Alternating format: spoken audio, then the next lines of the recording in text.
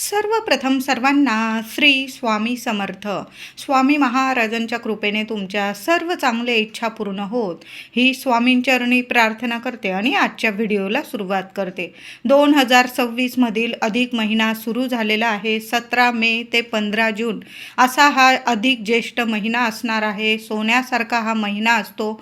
जेवढी सेवा होईल ना तेवढी आवर्जून करा. तुम्ही ज्या देवांना इष्टदेवतांना मानतात ना त्या देवांची सेवा करायची आहे. आणि आपल्याला अधिक महिन्यामध्ये मंगळवार आणि शुक्रवार आपल्या कुलस्वामिनीची सुद्धा विशेष सेवा करायची आहे. इतकं भरभरून फळ मिळेल ना.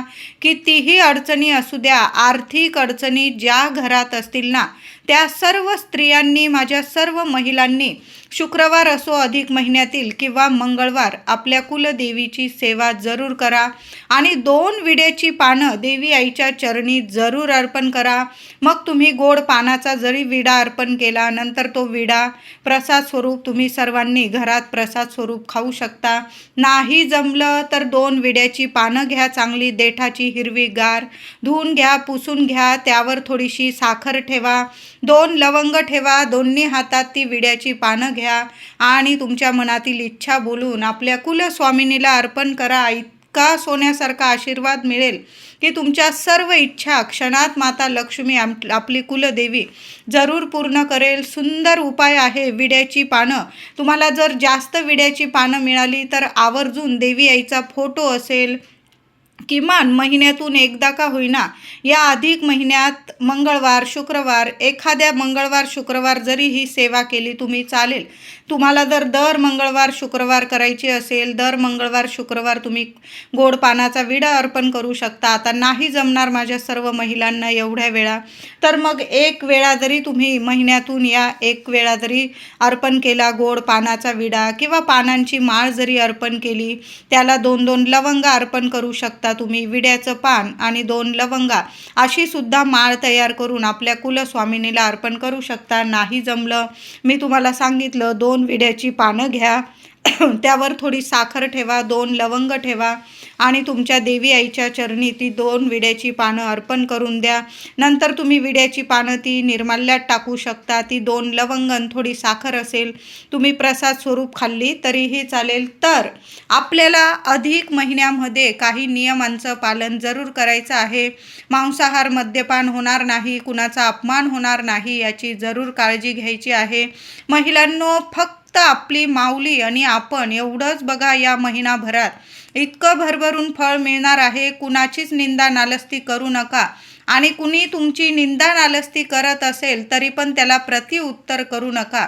देव आहे, उत्तर आपला देव देणार आहे. म्हणून तुम्हाला रडवत जरी कोणी असेल ना, कुणालाच काही अपशब्द बोलू नका. आणि आपल्या वास्तूत तर अजिबात नाही. तुम्हाला आज रडवत आहे, उद्या तो रडणार आहे, हे 100 नाही 1000% खरं आहे. कलियुग आहे. देव इथंच करायला लावतो आणि इथंच भरायला लावतो. म्हणून कुणालाच प्रतिउत्तर करू नका आणि कुणाविषयी अपशब्द आपल्या वास्तूत बोलू नका. कुणाच विषयी निंदा नालस्ती करू नका. या महिन्यातच काय तर कधीच कुणाची निंदा नालस्ती करू नये. कुणाच्या डोळ्यामध्ये आपल्यामुळे पाणी येईल ना, तर असं तर कधीच वागू नये. तर अधिक महिन्यामध्ये या अधिक महिना संपायच्या आत आपल्या कुलदेवी आईची ओटी भरायची आहे. महिलांनो, घरच्या घरी जरी भरली तुम्ही चालेल. तुम्ही मूळ स्थानी जाणार असाल तुमच्या कुलस्वामिनीच्या दर्शनाला, तर छान असं सहकुटुंब सहपरिवार जाऊन देवी आईचा दर्शन घ्यायचं आहे. मानपान करा, गोडाचा म्हणजे पुरणाचा नैवेद्य दाखवा तिला. काही घरांमध्ये अधिक महिन्यामध्ये दर्शन घेतलं जात नाही, काही घरांमध्ये घेतलं जातं. तुमच्या परंपरेनुसार तुम्ही जर जात असाल देवी आईच्या दर्शनाला तर तिथं तुम्ही मूळ स्थानी जाऊन देवी आईची ओटी वगैरे भरा, मानपान करा, तिचा छान असं दर्शन घ्या. आता नाहीच जमलं सगळ्यांना, मग घरच्या घरी जरी आपल्या कुलदेवी आईची ओटी भरली ना तुम्ही तरीही चालेल. तर आपल्या कुलदेवी आईची ओटी तुम्ही खणा नारळाची भरू शकता किंवा साडी चोळीची भरली तरीही चालेल. बघा, तुम्ही 15 तारखेला अधिक महिना संपणार आहे तर 9 तारखेपर्यंत तुम्ही 9 तारखेपर्यंत किंवा 12 तारखेपर्यंत तुम्ही 9 तारखेला मंगळवार आलेला आहे, शेवटचा अधिक महिन्यातील मंगळवार 9 तारखेला 9 जून 2026 आणि 12 जून 2026ला शेवटचा शुक्रवार आलेला आहे. या दिवसापर्यंत तुम्ही तुमच्या कुलदेवी आईची ओटी घरच्या घरी भरू शकता. तर छान असा जरीच्या काठाचा पीस आणा, ब्लाऊज पीस किंवा साडीची भरत असाल छान अशी सोनेरी बॉर्डर असेल, छान अशी जरीची साडी आणा, तुम्हाला जेवढी परवडेल तेवढी. ताटात ती साडी ठेवायची आहे, त्यावर सर्व 6 शृंगाराच्या वस्तू, तुम्ही जेवढ्या वस्तू ठेवत असाल देवी आईला ओटी भरताना त्या सर्व ठेवायचं आहे. चांगला पाणीदार नारळ घ्यायचा आहे, नारळ ठेवा. 5 मूठ गहू किंवा तांदूळ ते ठेवायचे आहे. गोड पानाचा विडा ठेवा, वेणी किंवा तुम्ही गजरा वगैरे आणलेलं असेल, फुलं आणलेलं असेल, छान ओटी तयार करून घ्यायची आहे. देवी आईच्या चरणी हळदी कुंकू अर्पण करा. ओटीच्या सर्व साहित्याला हळदी कुंकू लावायचं आहे आणि ओटीमध्ये ती पुडी मिळते आपल्याला पूजेच्या साहित्यामध्ये, त्यात हळकुंड असतं, बदाम, खारीक, ती पुडीसुद्धा घ्यायची आहे. किंवा तुमच्याकडं सुट्ट असेल, हळकुंड, बदाम, खारीक, बांगड्या वगैरे या सर्व वस्तू 7 शृंगारामध्ये देवी आईच्या चरणी ठेवायच्या आहे. त्या ताटात ठेवा. सर्व साहित्याला हळदी कुंकू लावा. बांगड्या, देवी आईची ओटी भरताना स्वतःच्या हातातसुद्धा हिरव्या बांगड्या भरा आणि ओटीतसुद्धा डझनभर बांगड्या ठेवा किंवा अर्धा डझन ठेवा, पण बांगड्या जरूर ठेवायच्या आहे. आणि हिरव्या रंगाला तर खूप महत्त्व आहे. देवी आईच्या ओटीत हिरव्या बांगड्या, हिरवा चांगला पानाचा विडा या वस्तू जरूर ठेवा. छान असं ओटीचं ताट हृदयाजवळ घ्यायचं आहे. तुमच्या मनातील इच्छा बोला आणि देवी आईच्या चरणी 5 वेळा टेकवून तुम्ही ती ओटी अर्पण करायचं आहे. आता तुमच्या घराजवळ जर देवी आईचं मंदिर असेल तर ते ओटीचं सर्व साहित्य तुम्ही देवी आईच्या मंदिरात दुसऱ्या दिवशी जरी अर्पण करून आलात चालेल. आता नाहीच तुमच्या घराजवळ ओटीचं साहित्य देण्यासाठी मंदिर, मग तुम्ही ते साहित्य स्वतः जरी वापरलं ना महिलांनो चालेल. ज्या वस्तू असतील, वेणी वगैरे, गजरा तुम्ही डोक्यात माळू शकता, खण असेल तुम्ही शिवू शकतात, ब्लाऊज वगैरे, साडी तुम्ही नेसू शकता, पानाचा विडा प्रसाद स्वरूप खा. आणि जे ओटीचं नारळ असेल ना ते एखाद्या देवी मंदिरात चढवण्या किंवा तुम्ही ते फोडून खाऊ शकतात, कारण आपण देवी आईची ओटी भरलेली आहे. ते ओटीचं प्रसाद स्वरूप तुम्ही सर्व साहित्य स्वतःसुद्धा वापरू शकता.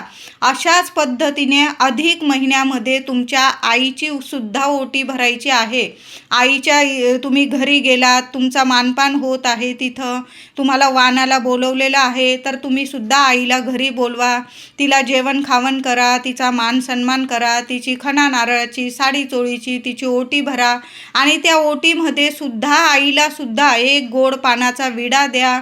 बांगड्या, हिरव्या बांगड्या डझन 2 डझन जेवढ्या तुमची मम्मी घालत असेल आई तेवढ्या बांगड्यासुद्धा, हिरव्या बांगड्यांना खूप महत्त्व आहे अधिक महिन्यामध्ये.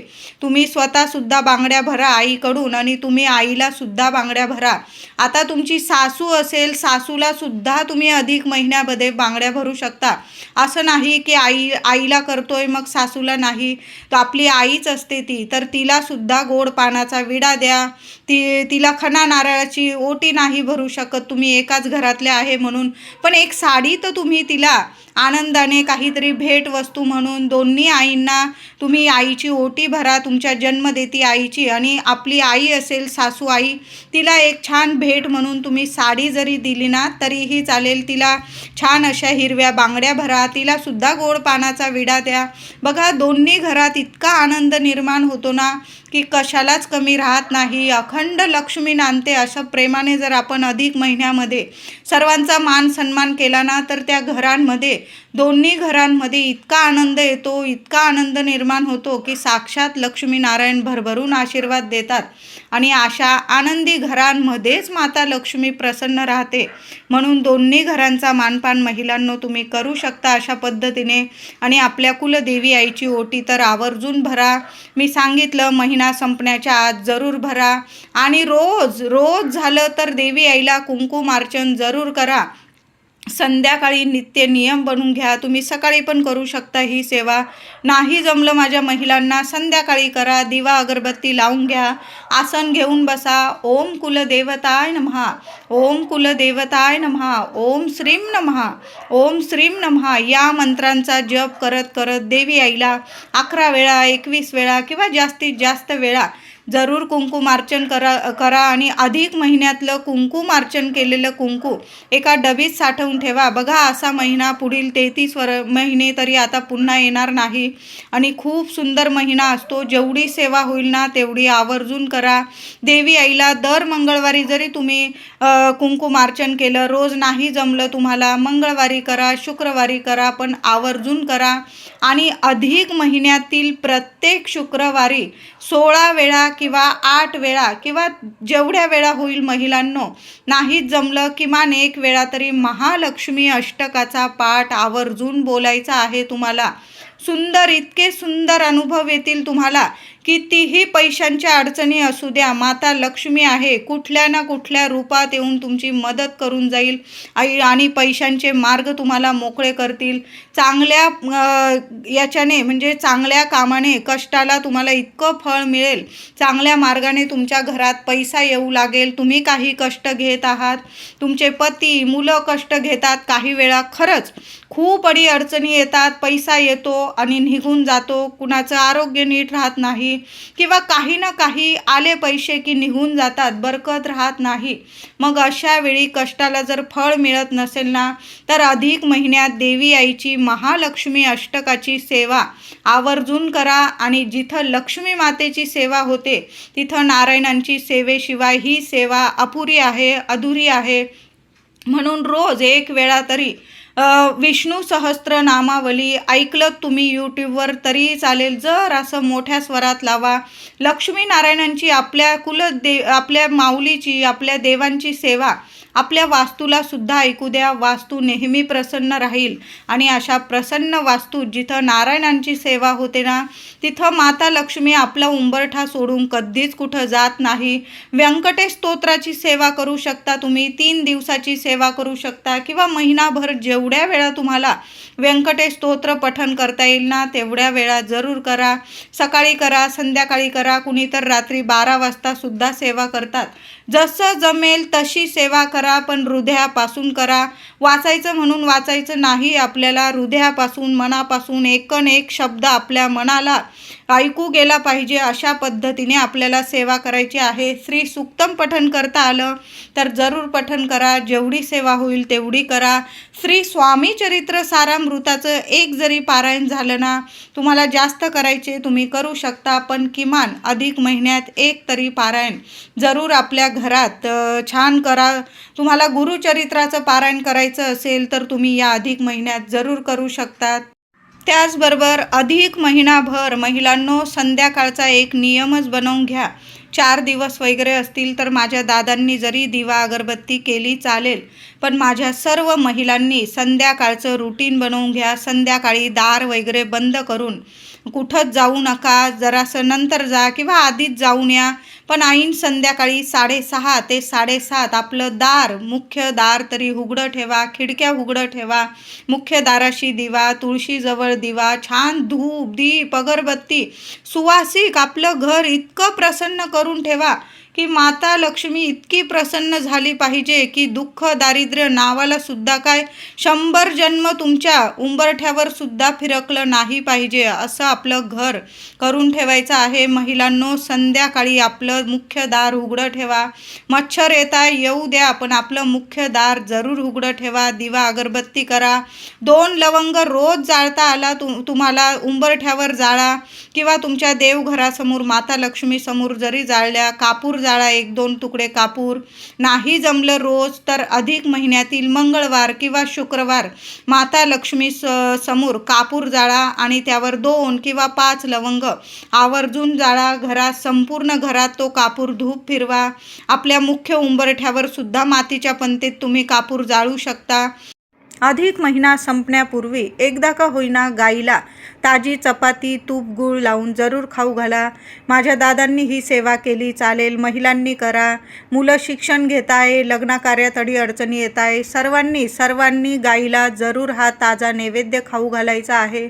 तुम्हाला जर जमलं तर एक पुरणाची पोळी तुम्ही विकत घ्या किंवा माझ्या महिलांनी घरात बनवलेली असेल पुरणाची पोळी. आंब्याचे दिवस चालू आहे, घरोघरी पुरणावरणाचा थाट तर असतो, चांगला बेत आपण बनवतो. पहिली पुरणाची पोळी गोमातेला जरूर खाऊ घाला.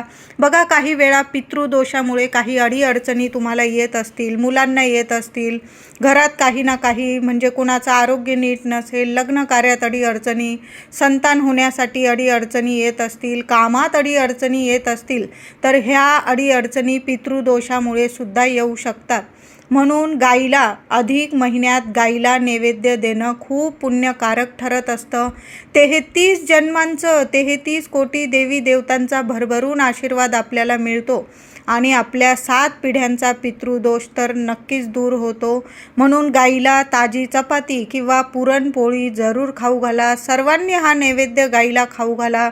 बघा, शोधा, महिना संपण्याच्या आत गोमाता दिसली तर आवर्जून खाऊ घाला. महिलांनो, गाय जर तुमच्या जवळ येत असेल घराजवळ आणि मारत वगैरे नसेल गाय, तर तिला हळदी कुंकू लावा, स्वतःच्या कपाळी लावा. तिच्या पोटाला हात लावता आलं तर तुमची इच्छा बोलून गोमातेच्या पोटाला हात लावा आणि ताजा नैवेद्य जरूर खाऊ घाला. ही तुमची सेवा गोमातेची कधीच खाली जाणार नाही. तुमच्या पिढ्यानपिढ्या तुम्हाला पुण्यफळ मिळत राहील. तुमच्या लेकरा बाळांना इतकं पुण्यफळ मिळेल की प्रत्येक कामात त्यांना, शिक्षण असो, नोकरी असो, व्यवसाय असो, कुठंही परदेशात शिकायला गेलेले असतील, नोकरीला गेलेले असेल, तुम्हाला चिंता असेल तर गोमातेची ही सेवा आवर्जून करा. कायम लेकरा बाळांचं रक्षण होईल आणि प्रत्येक कामात, शिक्षण, नोकरीत भरभरून प्रगती मिळेल अशी ही सेवा आहे. आवर्जून करा. त्याचबरोबर कुणाला दानधर्म करायचा असेल तर पिवळी केळी दान करा किंवा पिवळी मिठाई, चांगलं अन्न खायला घाला कोणाला तरी. पाण्याचं दान करता आलं तुम्हाला, कपडा लत्ता, छत्री, चप्पल, तुम्ही असं सुद्धा तुम्हाला हवं ते दान करू शकता. कुणाला शिक्षणासाठी दान करायचं असेल तुम्हाला तर शिक्षणासाठी सुद्धा दान करू शकता. अधिक महिन्यात केलेलं दान धर्म कधीच खाली जात नाही, भरभरून आपल्याला पुण्यफळ मिळत असतं. या अधिक महिन्यामध्ये फक्त एकदाच या झाडाला नक्की स्पर्श करून या. तुमच्या घराजवळ जर पिंपळाचं झाड असेल किंवा केळीचं झाड असेल किंवा उंबराचं नाही तर आवळ्याचं झाड असेल, या 4 झाडांपैकी कुठलंही एक झाड जर तुमच्या घराजवळ किंवा तुमचं गार्डन असेल, बंगलो असेल, त्यात जर लावलेलं असेल तर आवर्जून त्या झाडाला दूध पाणी अर्पण करा. एक मातीची पंती तेलाची किंवा तुपाची जरूर दिवा लावून द्या. एखादा गुळाचा खडा त्या झाडाखाली ठेवा. नमस्कार करा, स्पर्श करा. लक्ष्मीनारायणांचा मंत्र जपा. साक्षात या 4ही झाडांमध्ये लक्ष्मीनारायण वास करतात, आपली दत्त माऊली वास करत असते. म्हणून या अधिक महिन्यामध्ये फक्त एकदाच या झाडांपैकी कुठलंही एक झाड असेल, पिंपळ असो, केळीचं झाड, आवळ्याचं झाड, उंबराचं झाड, या झाडाला नक्की स्पर्श करून या. मुलांकडून सुद्धा ही सेवा करून घ्यायची आहे. त्याचबरोबर महिलांनो, अधिक महिन्याच्या या शेवटच्या आठवड्यामध्ये 8ही दिवस आपल्या मुख्य उंबरठ्यावर तुम्हाला एक वस्तू जाळायची आहे. हा उपाय तुम्हाला तिन्ही सांजेला म्हणजे संध्याकाळी करायचा आहे. एक मातीची पंती घ्यायची आहे, रोज तीच वापरायची आहे, अगदी दुसरी वापरायची गरज नाही. जुनी असेल पंती धुवून घ्या स्वच्छ. रोज संध्याकाळी 7 जूनपासून 14 जूनपर्यंत आठवडाभर एक वस्तू उंबरठ्यावर जाळायची आहे. यासाठी जास्त काही लागणार नाही. तुम्हाला फक्त 2 लवंग आणि भीमसेन कापराचे तुकडे. भीमसेन कापूर नसेल साधा कापूर घ्या, पण उपाय थांबवू नका. संध्याकाळी दिवा अगरबत्ती करून घ्या, घंटानाद करून घ्या आणि 2 लवंग आणि कापूर घेऊन तुम्हाला घराबाहेर आपल्या उंबरठ्या बाहेर जायचं आहे. दोन्ही हात उंबरठ्याला लावा. माता लक्ष्मीला तुमच्या मनातील इच्छा, प्रार्थना, समस्या ज्या असतील समस्या माता लक्ष्मीला बोला आणि तुमची इच्छा बोलून जाण्या येण्याचा जो रस्ता असतो तिथं ती उंबरठ्यावर मातीची पंती ठेवा. इच्छा बोलून घ्या आणि कापूर सोबत त्या 2 लवंग जाळून टाकायच्या आहे. सोन्यासारखे अनुभव येतील तुम्हाला या 8 दिवसात. 7 जून ते 14 जून हा उपाय माझ्या प्रत्येक महिलेने आपल्या घराच्या उंबरठ्यावर जरूर करा. यासाठी फक्त 1-2 कापराचे तुकडे लागणार आणि 2 लवंग रोज जाळा. चांगल्या लवंग, फुलाच्या चांगल्या मोठ्या लवंग घेऊन या. मनातली इच्छा बोला. उजव्या हातात त्या लवंगा घ्या. तुमच्या इच्छा बोलून घ्या. दोन्ही हात उंबरठ्याला लावा. इच्छा बोलून लक्ष्मीनारायणांचा मंत्र जपा आणि उंबरठ्यावर त्या लवंग कापूर सोबत जाळा. उरलेल्या ज्या असतील त्या निर्माल्यात टाका आणि दुसऱ्या दिवशी रोज हा उपाय करायचा आहे. एका दिवसामध्ये तुम्हाला चांगले अनुभव यायला लागतील. तुमच्या घरात इतकी सकारात्मक जाणवेल तुम्हाला की प्रत्येक कामाला तुम्हाला यश मिळायला लागेल, पैसा येऊ लागेल, चांगल्या मार्गाने तुमच्या कष्टाला फळ मिळू लागेल. लक्ष्मीनारायणांची तुम्हाला इतकी साथ मिळेल की तुमच्या गेल्या 7 पिढ्यांचं दुःख, दारिद्र्य, पितृदोष, वास्तुदोष संपूर्ण निवारण होईल. मुलाबाळांना इतके सोन्याचे दिवस येतील की तुमच्या सर्व इच्छा पूर्ण होतील. व्हिडिओ आवडला असेल लाईक